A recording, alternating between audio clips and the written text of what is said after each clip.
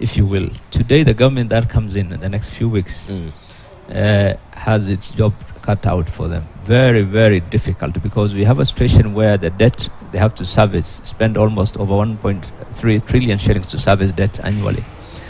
They have to provide for all the pledges they have made. Many of these pledges are about employment creation. And if you look at those manifestos and you study them critically, it's about creating job in government.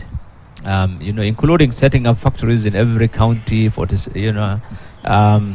giving money for welfare, 6,000 shillings, giving money to Mama Mboga, give money to this, give money to that, provide extension. It's about creating employment. So really, you're going to expand government big time if these guys implement some of the pledges in their manifesto.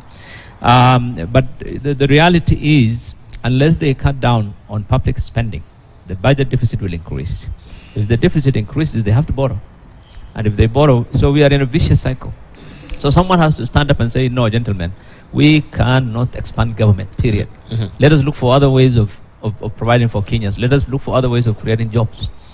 We can't. Some leader has to stand up and say, no, in my government, there'll be no expansion, because I have to reduce public spending. That's the only way I can cut down on my deficit and reduce borrowing. Now, for the state corporations, for example, when Abdul Qadir and his team did that several years ago, things were rosy. Things have changed significantly. Kenya Power Lighting was profitable then. It is now a basket case.